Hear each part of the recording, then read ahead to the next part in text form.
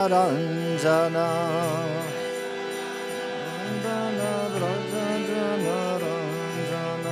Yashodanandana Braja Janaranjana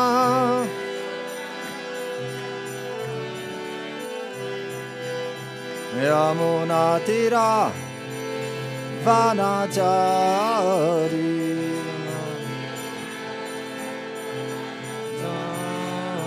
Yamunatira Vanachari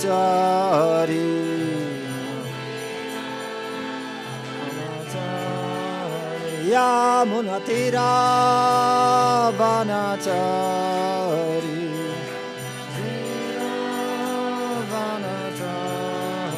Yamunatira Vanachari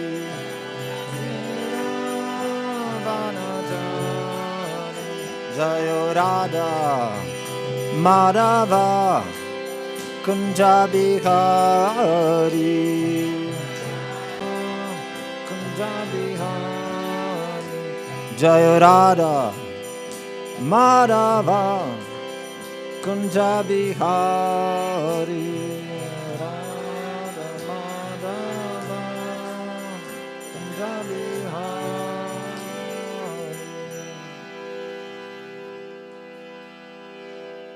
Gora Premanande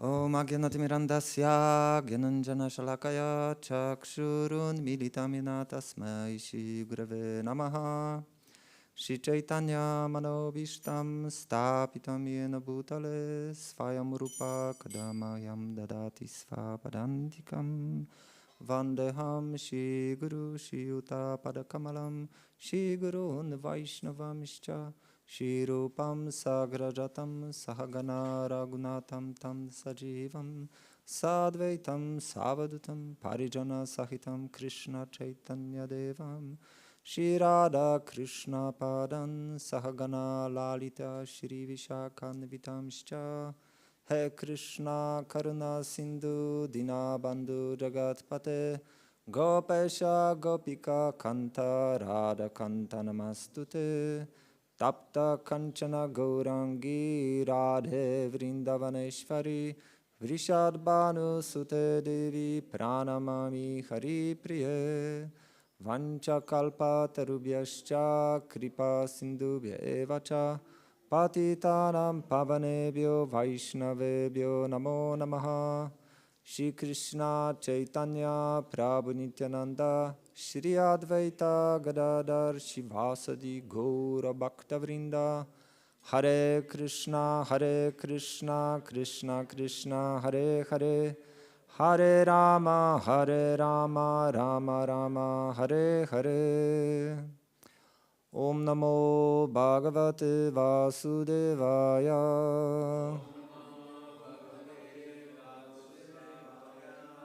Om Namo Bhagavate Vasudevaya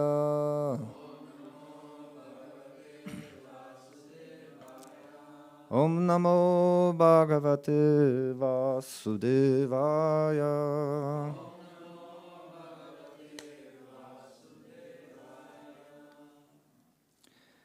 We are reading from Śrīmad-Bhāgavatam, Canto 4. We start new chapter, chapter 10, text 1. Maitreya Uvacha Prajapatir Duhitaram Prajapatir Duhitaram Shishu Marasya Vaidruva Shishu Marasya Vaidruva Upayame Brahmim Nama Upayame Brahmim Nama Tatsatu Kalpavatsaro Tatsatau Kalpavatsaro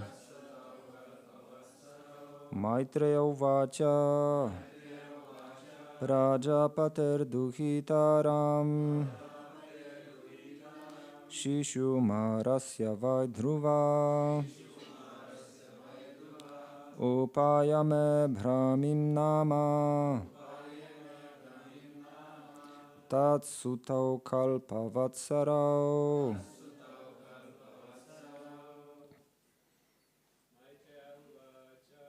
Maitreya Uvacha Prajapate Duhitaram Shushumarasya Vaidhruva Upayema Brahmim Mama Tatsutau Kalpavatsarau. Maitreya Uvacha Prajapate Duhitaram Shushumarasya Vaidhruva Upayema Brahmim Mama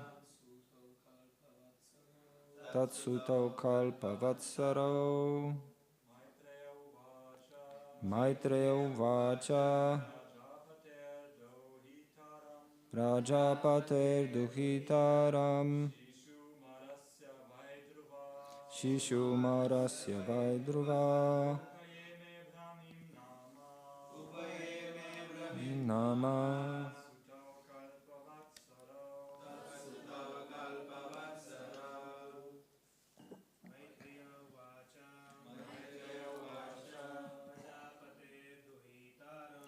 Prajapate Duhitaram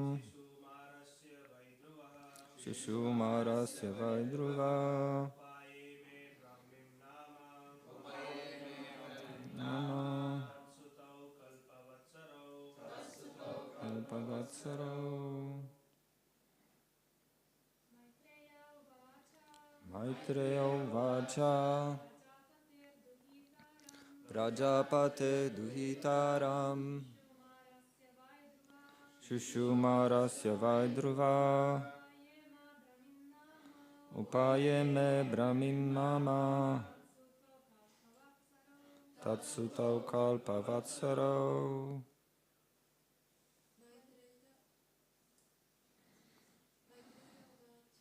Maitreya Uvacha Prajapate Duhitaram Rasya Vaidhruva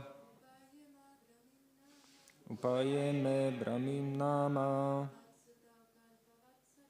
Tatsutau Kalpavatsarau. Maitreya Uvacha Prajapate Duhitaram Shushumarasya Vaidhruva Upayema Brahmim Mama Tatsutau Kalpavatsarau. Maitreya Uvacha. The great sage Maitreya continued.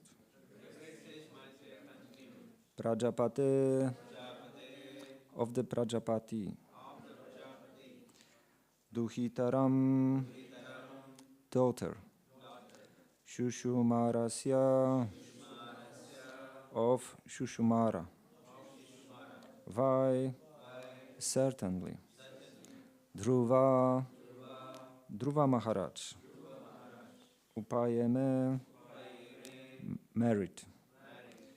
Brahmim Brahmi. Nama named. Tatsutau her sons. Kalpa Vatsarau Vatsara. Translation and purport by His Divine Grace A.C. Bhaktivedanta Swami Prabhupada. The great sage Maitreya said, "My dear Vidura, thereafter Dhruva Maharaj married the daughter of Prajapati Shushumara, whose name was Brahmi, and two sons named Kalpa and Vatsara were born of her." Purport. It appears that Dhruva Maharaj married after being installed on the throne of his father and after the departure of his father to the forest for self-realization. It is very important to note in this connection that since Maharaj Uttanapada was greatly affectionate toward his son, and since it is the duty of the father to get his sons and daughters married as quickly as possible, why did he not get his son married before he left home? The answer is that Maharaj Uttanapada was a Raja Rishi, saintly king. Although he was busy in his political affairs and duties of government management, he was very anxious for self-realization. Therefore, as soon as his son Dhruva Maharaj was quite worthy to take charge of the government, he took his opportunity to leave home just like his son, who without fear left home for self-realization. Even at the age of 5 years, there are rare instances from which we can see that the importance of spiritual realization is above all other important work. Maharaj Uttanapada knew very well that to get his son Dhruva Maharaj married was not so important that it should take preference to his going away to the forest for self-realization. Maitreya uvacha prajapate duhitaram shushumarasya vaidruva upayame brahmim nama tat sutau kalpavatsarau. The great sage Maitreya said, "My dear Vidura, thereafter Dhruva Maharaj married the daughter of Prajapati Shushumara, whose name was Brahmi, and 2 sons named Kalpa and Vatsara were born of her."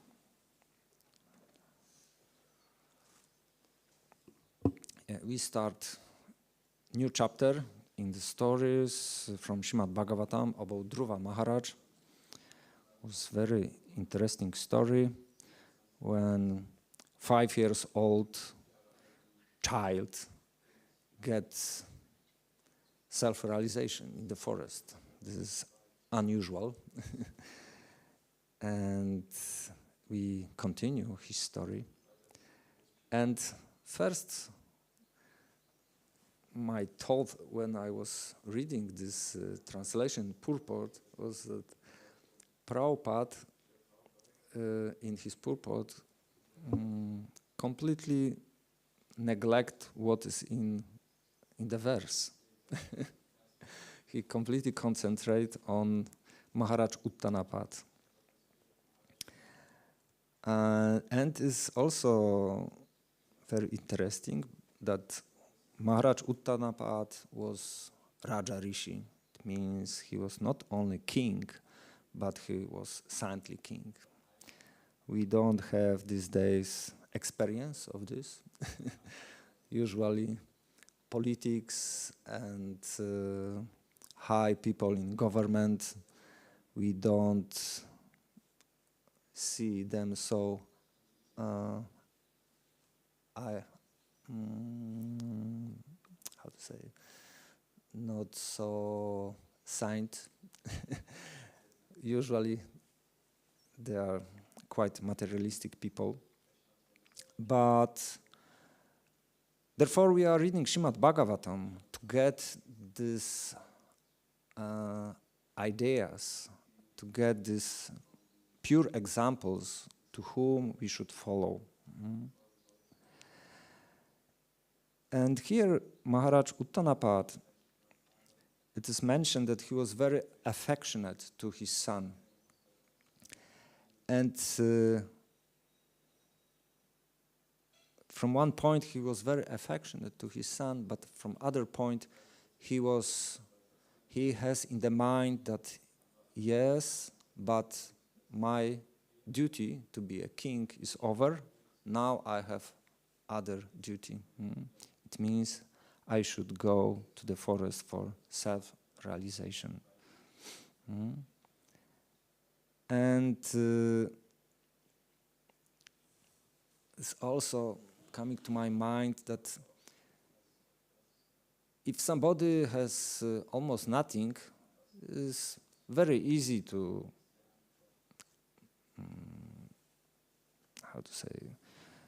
reject this, because we are not so attached, because we don't have so much things. But in this case, was different. It was king, so much opulent, so many people, wives, children, and so on. It means it is more hard to give up all these things and go to the forest, as mentioned, for self-realization. Yeah, somebody can say, why he give up everything? Why he don't continue his life as a king? Why he don't enjoy his son and daughter-in-law grow up, and probably they have children, and so on and so on. And I would like go to the very important verse, which is on the beginning of Śrīmad-Bhāgavatam. Sutta Goswami, it was first answer for the questions of the sages of Naimisharanya. Sages of Naimisharanya, they ask, what is the most beneficial for the people, especially on this age of Kali? And they mentioned also that give us this answer were very, very short, very quick, that modern people, they can use this in his life. And this is verse Savai Pumsa Parodharmo Yato Bhaktir Adokshaje Ahaituki Apratihata Yatma Suprasidati. It means this is, we can say this is first instructions, first statement for the people on this age, what they should do. And translation of this verse is the supreme occupation, dharma, for all humanity is that by which man can attain to loving devotional service unto the transcendental Lord. Such devotional service must be unmotivated and uninterrupted to completely satisfy the self. Yeah, and this is short and very, straight answer of Sutta Goswami for the sages of Naimisharanya, and actually for the us. Because the sages, they asking many questions, they listen to Śrīmad-Bhāgavatam for our benefit. Yeah? Because sages, they're always thinking how we can help people. Usually they are completely satisfied in their devotional life, if in their spiritual practice, but they always thinking how we can help these people who are not engaged in spiritual life. Yeah, it means this is the supreme dharma to develop loving devotional service, the transcendental Lord. And it means this or other way we should do some activity to do this. We should have a plan how to attain loving devotional service unto the Lord.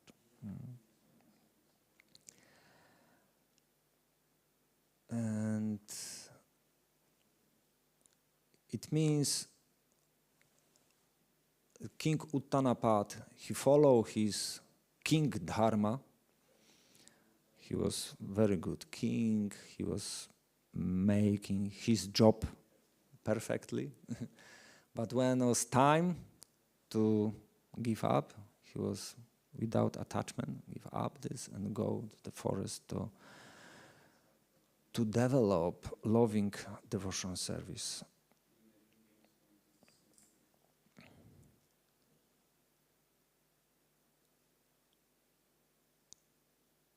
And somebody can say, yes, but still, why he cannot continue this developing loving affair to the Lord in home? And I would like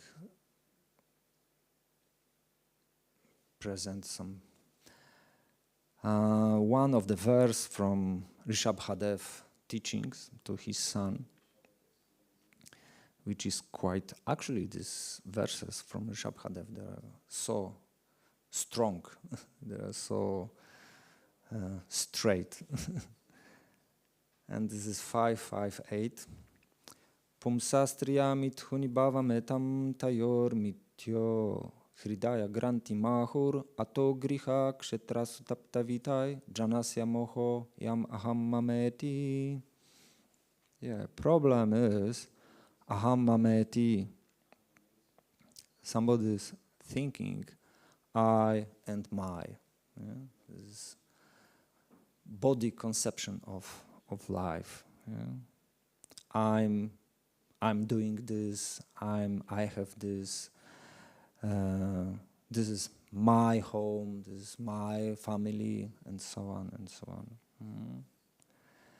And this verse explains how it starts. This Hridaya Granti, this knot in the heart, start from meeting man and woman. And from this bhava, from this mood, starting everything. This is the main, how to say, starting of our entanglement in the material world. And when they are together, start another things. Must be some kshetra, some place for living, must be some opulence, friends, then children, and more and more and more. This is how it's working. And this verse explains that actually this is Hridaya Granti. This is very deep in the heart. This is not in the heart. Usually when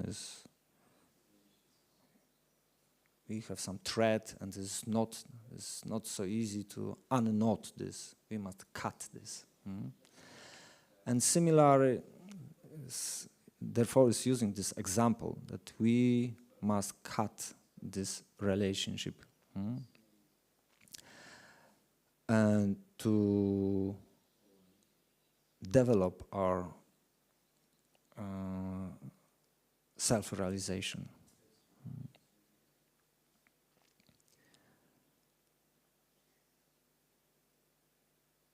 Yes, but we reading all these things, and sometimes this is for us like Star Wars, some fantasy, some science fiction, some king going to the forest. And now we cannot go to the forest because there's so much mosquitoes and other bugs beat us.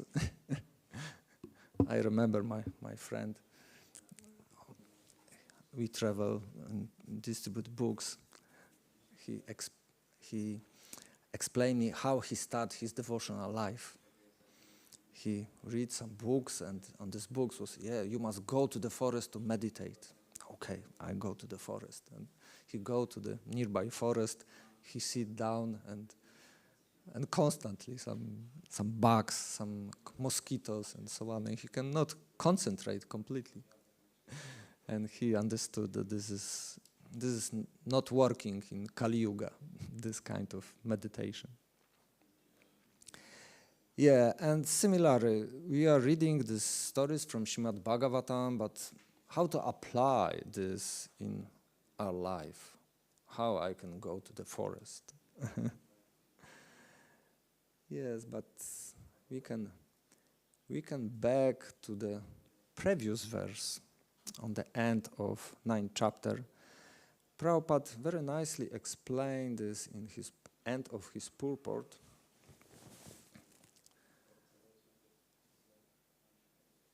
One moment.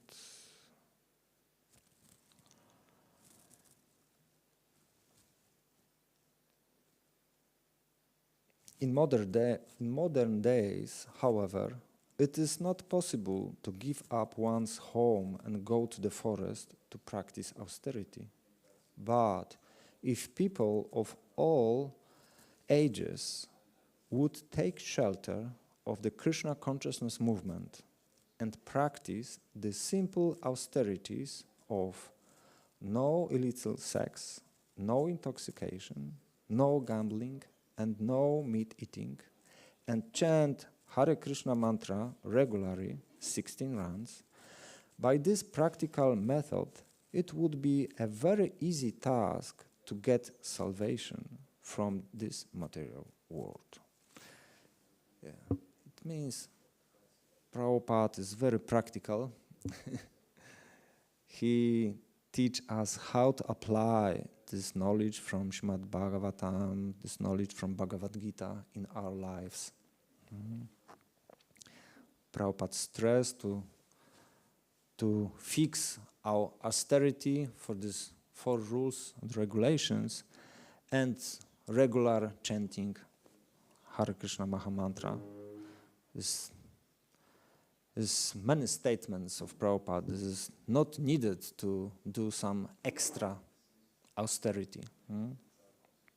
We don't need to go to the forest to meditate on the skin of the deer and so on. This is not practical on this time.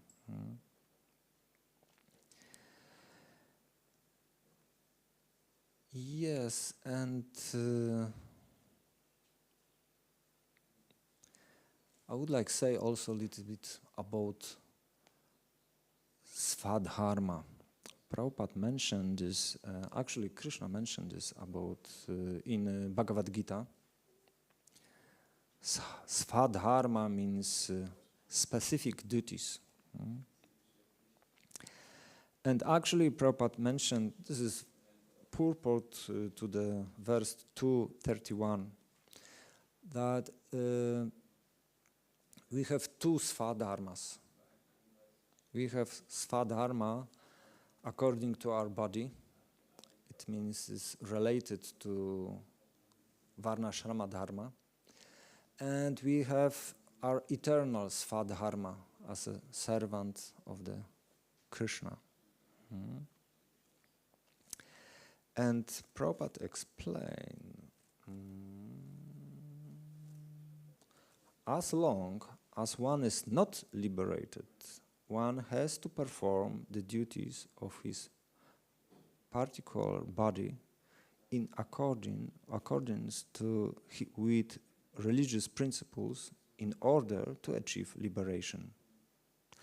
When one is liberated, one's svadharma, specific duty, becomes spiritual and is not in the material body concept.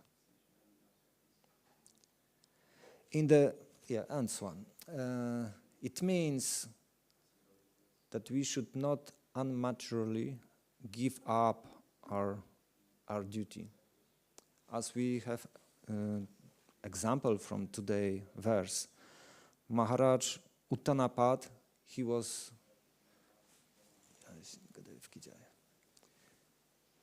giving his duty as a king in some period of his life. It means he was giving his kingdom to his son. Okay, now his kingdom is protected, everybody is satisfied, I can go to the forest, practice my spiritual life. Similarly, we, on this age of Kali, we have so many duties in every day. We have duty as a father, as a mother, as a wife, as a husband, and we should perform this duty. And also, we should perform our duty on this svadharma, our internal svadharma, as a servant of Krishna. And sometimes, or quite often, I have experienced that devotees, they cannot do these two things together. For them, spiritual life or material life, 1 or 0. Yeah. They cannot apply. They have problems with applying this knowledge in his normal life. Of course, in the temple it's very easy, because in the temple everything is spiritual, everything is connected with the deity, everything is connected with the Lord. But if somebody is living outside and he has so many duties, family duties, it's not so easy to connect our life with spiritual life.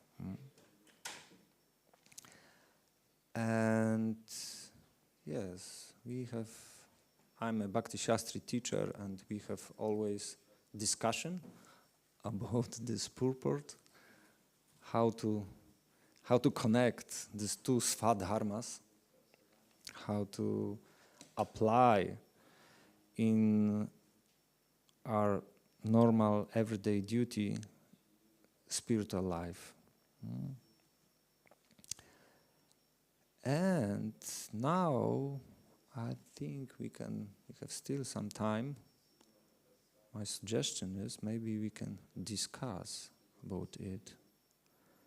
And my question to you is, usually audience has question to the speaker, and today I have question to you. According to this topic, what we discuss now,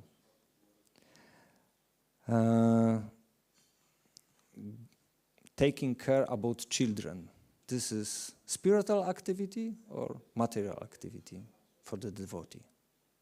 What do you think?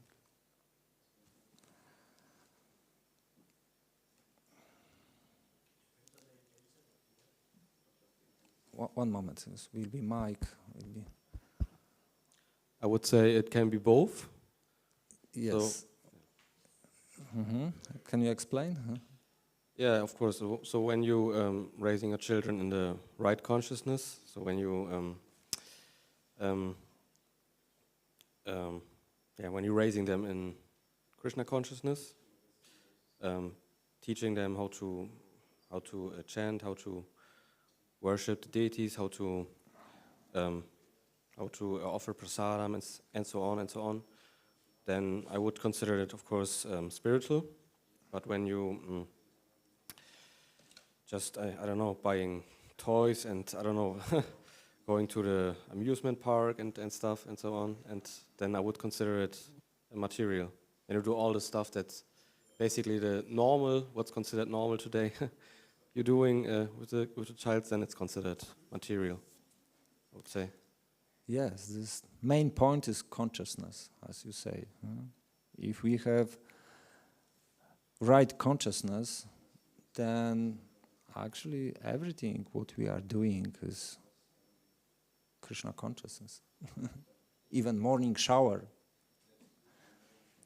I'm taking shower because I'm going to the altar. I must be clean. I must be proper prepared to the service of the Lord. It means this shower is connected with deity worship. I remember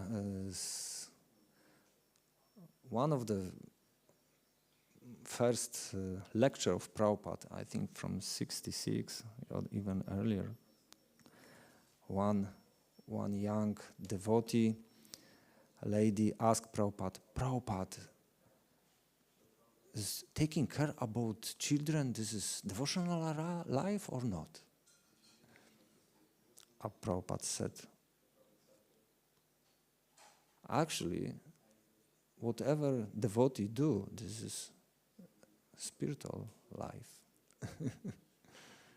Yeah, this point. Yeah. If you have proper consciousness, whatever you do, this is connected with devotional service, more or less. Yeah. It's the question of consciousness.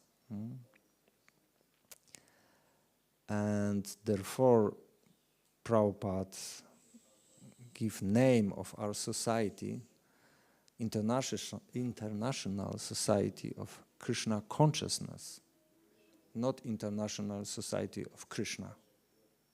Yeah? It's interesting that this consciousness is main factor here. Yeah, maybe some question, comments.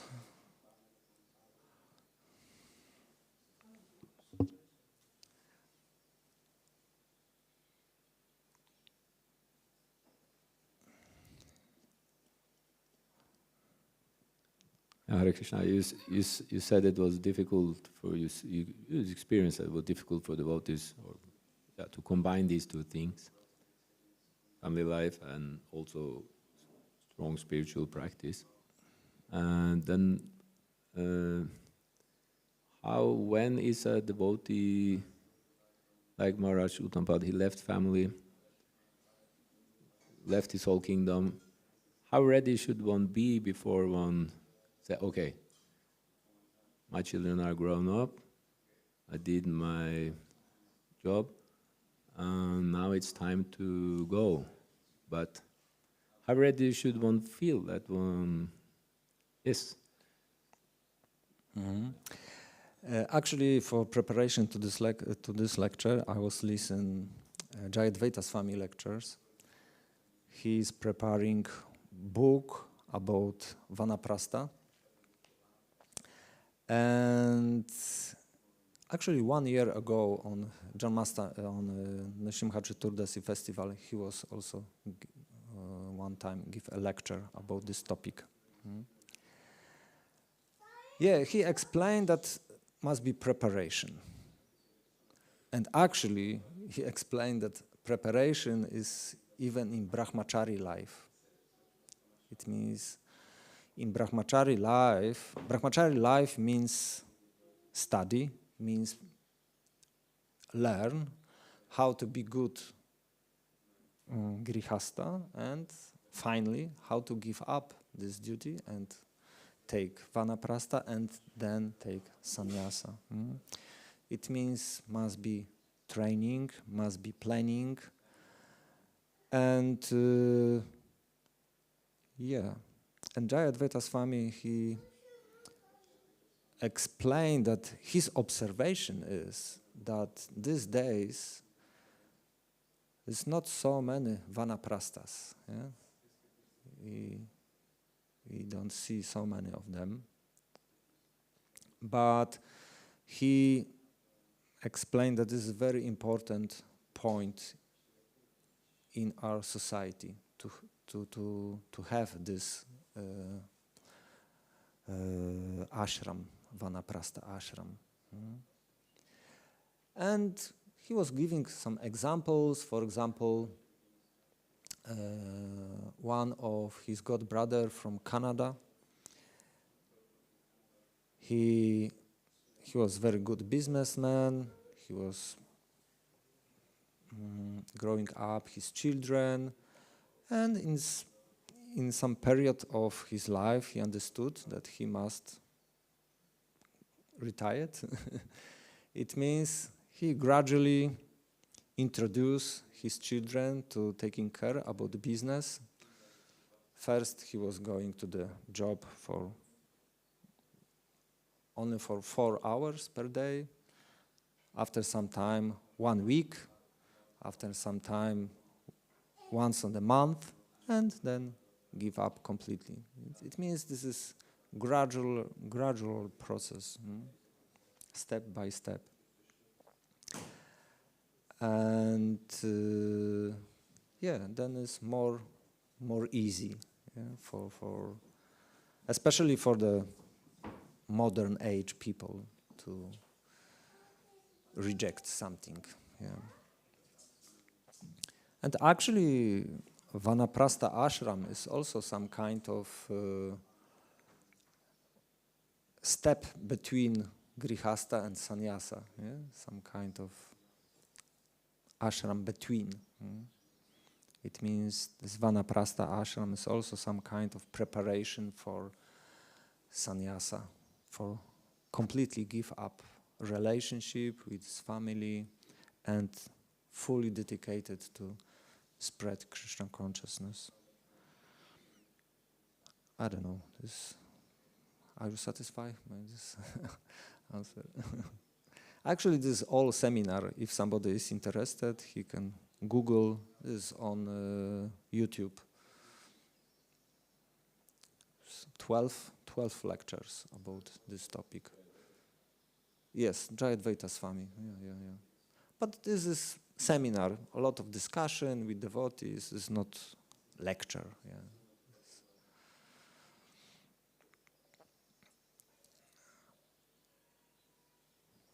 Some more comments, questions. Yes.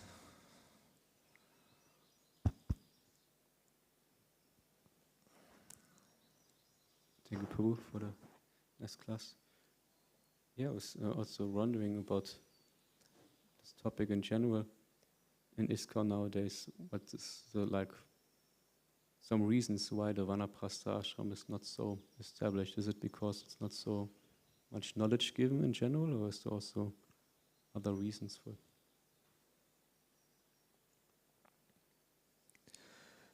Our movement is still in develop state. Slowly, we try to apply all Prabhupada instructions in our movement. It means we need more time. For example, I remember this Bhakti Shastri course when I joined was only in India, only in, I think on this time was only in Vrindavan. But slowly devotees develop this project. Now is practically in every country you can get Bhakti Shastri course. It means we need time, and as we can see, this is coming. This topic for the discussion, and Jayadvaita Swami is preparing a book about Vanaprastha. It means this will be, I think, more and more visible, this ashram in our society. Especially that is more and more older devotee who are on this stage of life, this stage of giving up a duty as a husband, as a father.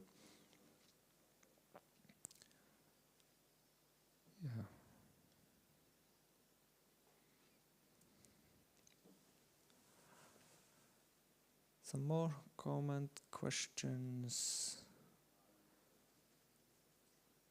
If not, thank you very, very much. Śrīla Prabhupada ki jai, Śrīmad-Bhāgavatam ki jai, Gaura Premanande.